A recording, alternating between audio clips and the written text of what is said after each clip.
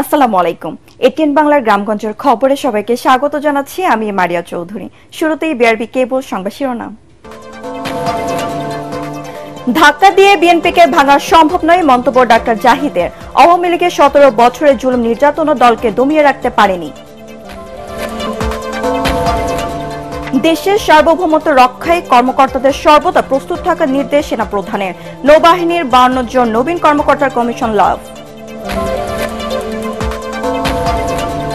এবং প্রচারণা ও আইনি পদক্ষেপে কুড়িগ্রামে বাল্য বিবাহের হার শূন্যের কোটায়। ছাত্রীদের লেখাপড়ার সুযোগ সৃষ্টিতে খুশি অভিভাবক ও স্থানীয়রা।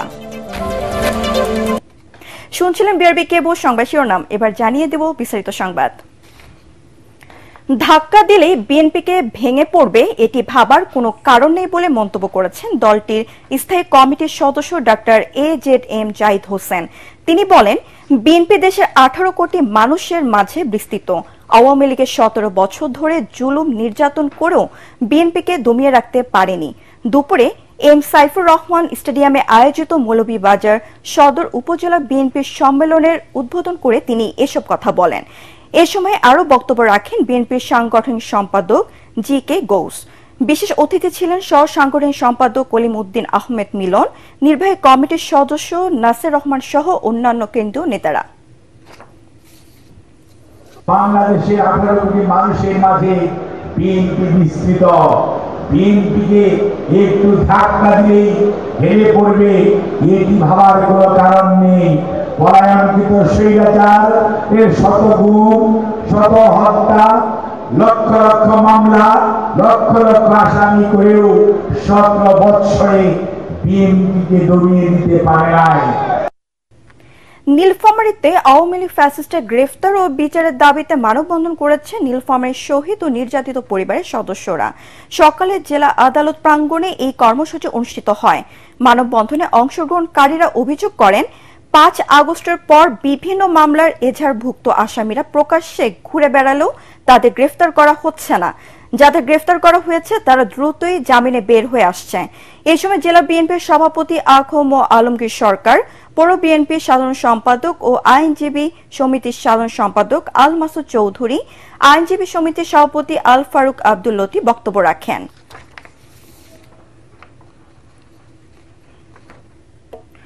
যাবজ্জীবন সাজাপ্রাপ্ত আসামি বগুড়ার যুবলীগ নেতা ও সাবেক কাউন্সিলর মতিন সরকারকে গ্রেফতার করেছে গোয়েন্দা পুলিশ।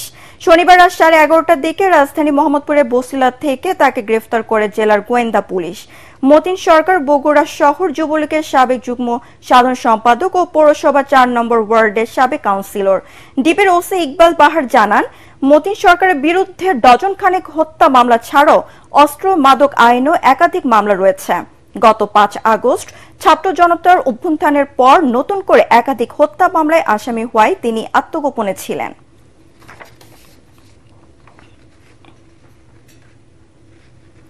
সততা, নেতৃত্ব ও আত্মত্যাগের মন্ত্রে বলিয়ান হয়ে দেশের সার্বভৌমত্ব রক্ষায় নবীন কর্মকর্তাদের সবসময় প্রস্তুত থাকার নির্দেশ দিয়েছেন সেনাপ্রধান জেনারেল ওয়াকারুজ্জামান। সকালে বাংলাদেশ নৌবাহিনীর গ্রীষ্মকালীন রাষ্ট্রপতি কুচকাওয়াজে প্রধান অতিথির বক্তব্যে তিনি এই আহ্বান জানান। এই সময় বিভিন্ন বিষয়ে কৃতি প্রশিক্ষণার্থীর হাতে পদক তুলে দেন তিনি। নবীন কর্মকর্তাদের মধ্যে মিডশিপম্যান মেহেদী হাসান মৃধা সকল বিষয়ে সেরা চৌকস মিডশিপম্যান হিসেবে সোর্ড অফ অনার লাভ করেন।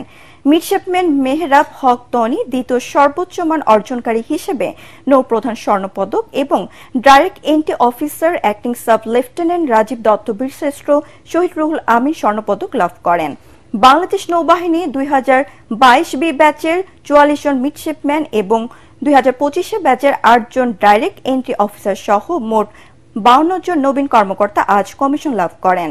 অনুষ্ঠানে সেনা, নৌ ও বিমান বাহিনী ও ঊর্ধ্বতন সরকারি কর্মকর্তা, সদস্য কমিশনপ্রাপ্ত নবীন কর্মকর্তাদের অভিভাবকরা উপস্থিত ছিলেন।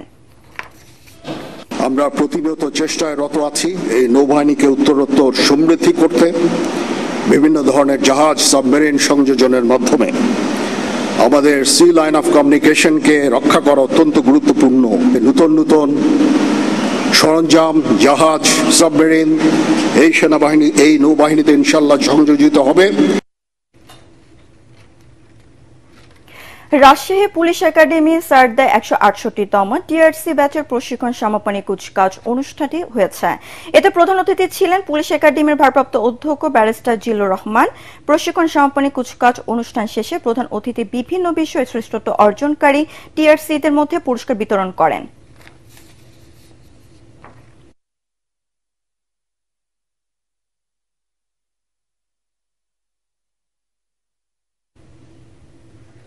48তম বিশেষ বিসিএস পরীক্ষার তারিখ পেছানো, চিকিৎসকদের বিসিএস এর জন্য বয়সীমা 34 বছর করা সহ 4 দফার দাবিতে বরিশাল শেরেবাংলা মেডিকেল কলেজ হাসপাতালের ইস্টার্ন চিকিৎসকদের দ্বিতীয় দিনের মতো কর্মবিরতি চলছে। তবে জরুরি সেবা অব্যাহত থাকলেও কর্মবিরতির কারণে হাসপাতালে চিকিৎসা মারাত্মকভাবে ব্যাহত হচ্ছে। অনেক রোগীকে চিকিৎসা না পেয়ে ফিরে যেতে দেখা গেছে।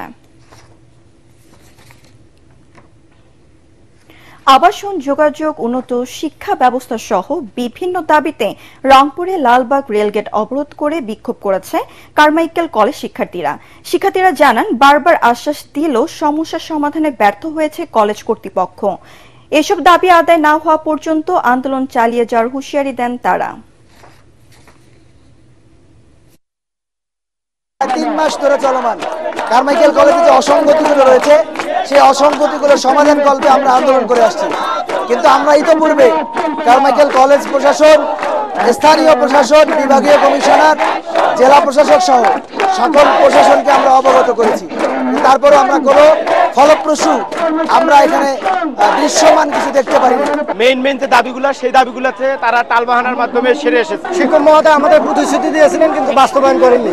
তারই পরিপ্রেক্ষিতে আমাদের আজকের এই অবস্থান। জাহাঙ্গীরনগর বিশ্ববিদ্যালয়, স্কুল ও কলেজের শিক্ষার্থীদের বেতন 3 গুণ বৃদ্ধি এবং ডোনেশন ফি দ্বিগুণ করার প্রতিবাদে উত্তাল কলেজ ক্যাম্পাস। আগের বেতন পুনর্বহালের দাবিতে মানববন্ধন ও প্রতিবাদ সমাবেশ করে শিক্ষার্থীরা। দাবি পূরণ না হওয়া পর্যন্ত তাদের বিভিন্ন কর্মসূচি অব্যাহত থাকবে বলে জানান তারা। এ প্রতিবাদ সমাবেশে অভিভাবকরা অংশ নেন।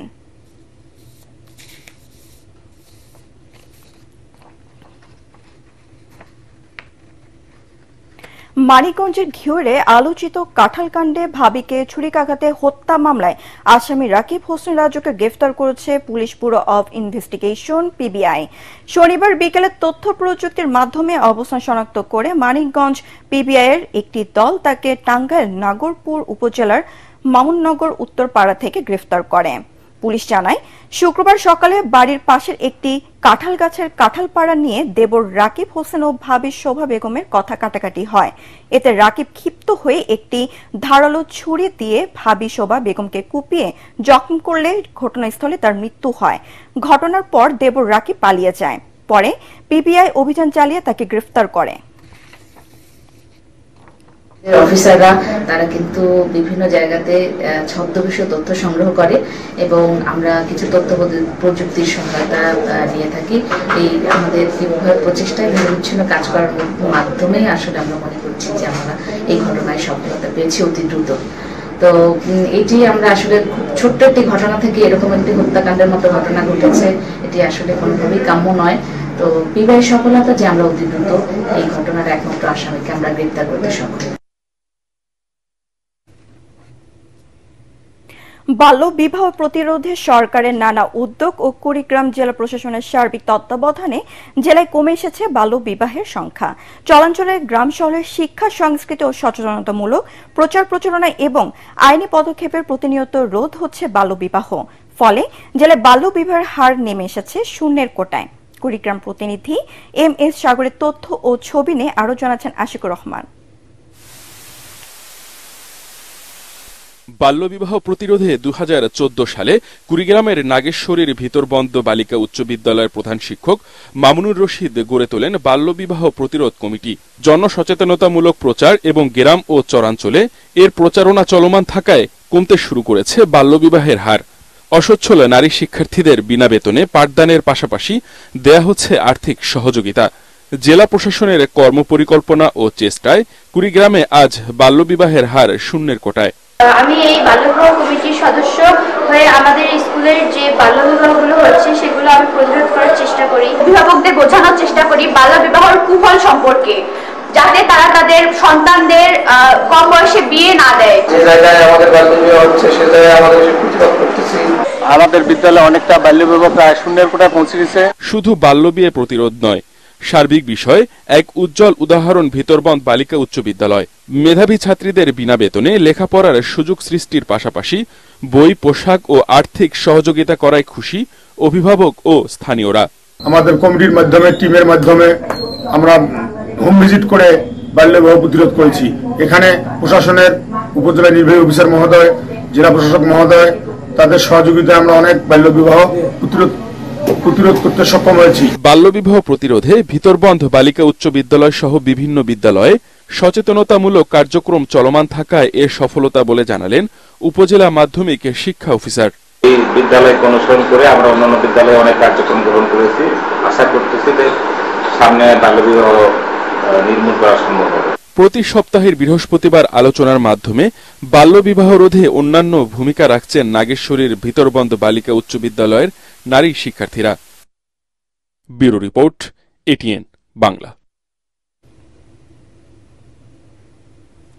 ময়মনসিংহ শেরপুর সড়কের তারাকান্দা উপজেলায় বাগুডান্দায় সকাল 11:30টার দিকে যাত্রীবাহী বাস ও সিএনজি অটোরিকশার মুখোমুখি সংঘর্ষে 2 জন নিহত হয়েছেন।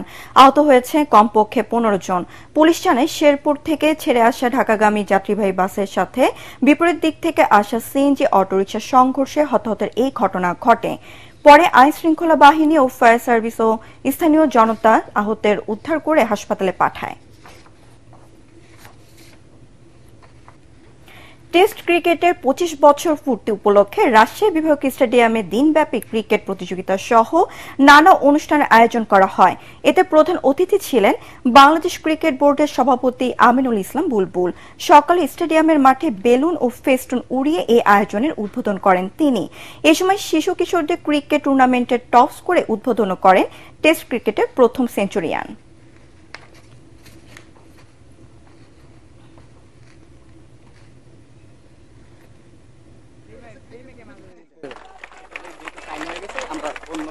এই খুদে 12 বছরের নিচে যারা আছেন আপনারাই বাংলাদেশের ভবিষ্যতের টেস্ট ক্রিকেটার। এবং রাজশাহী বিভাগ বা বৃহত্তর রাজশাহী যেভাবে বাংলাদেশ ক্রিকেটকে সহায়তা করছে world class coach, world class player উপহার দিয়ে, আমরা আশা করব আপনারা এটার কন্টিনিউশন রাখবেন।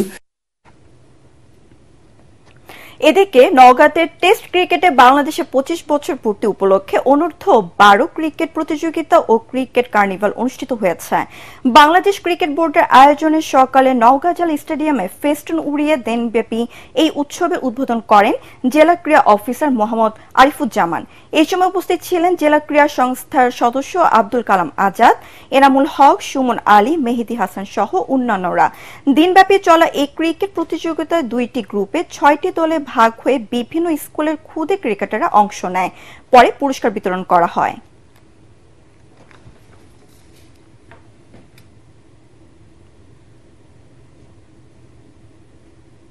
পরবর্তী সংবাদ দেখার আমন্ত্রণ জানিয়ে এখনকার মতো শেষ করছি। এটিএন বাংলা সংবাদ ইউটিউবে দেখতে ব্রাউজ করুন youtube/ATN বাংলা নিউজ। ধন্যবাদ সবাইকে।